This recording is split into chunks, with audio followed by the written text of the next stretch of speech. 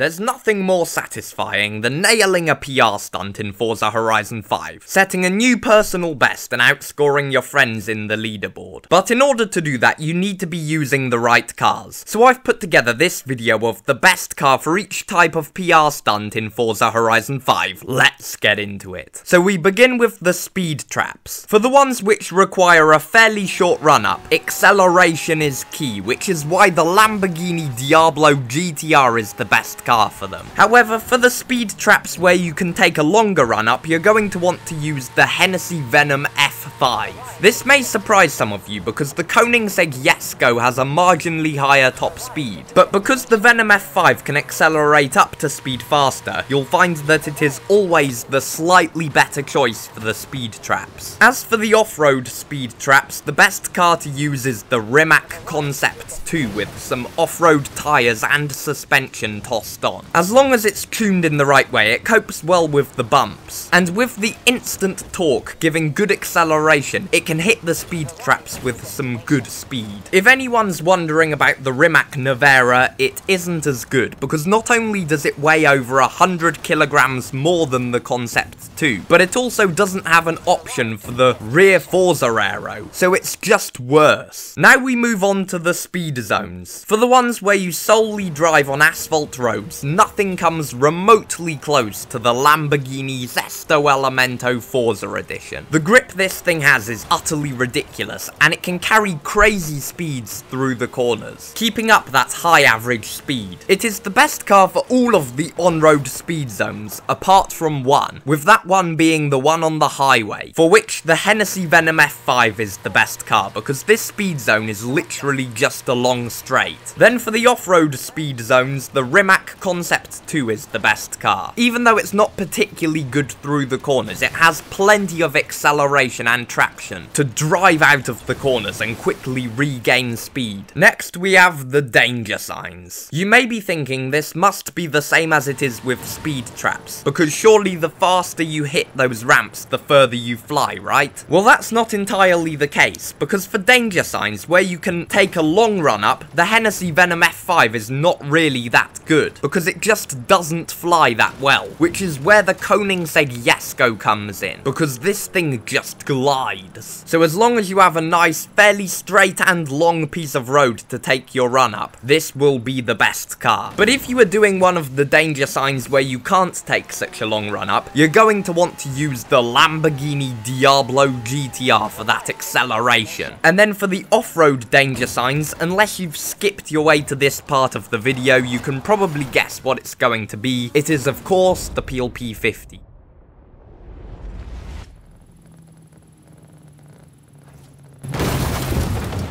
Okay, never mind.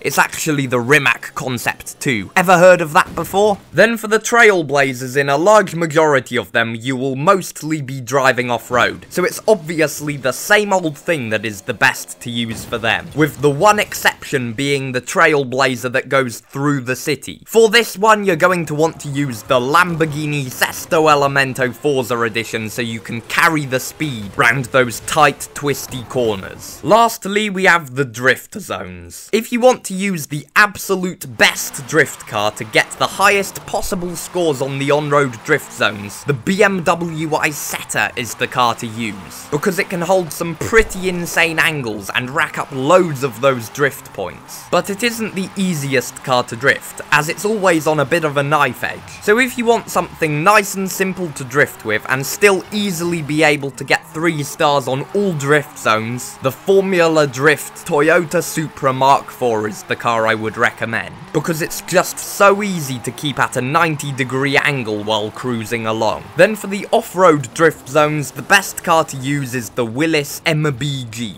It's able to cope well with the mud and dirt, and not just spin out of control like a lot of normal drift cars would do on these drift zones. And that's it for this video. If you have any questions, drop them in the comments. I always reply to all of them. If you found this video helpful, be sure to like and subscribe, and I'll see you in the next one.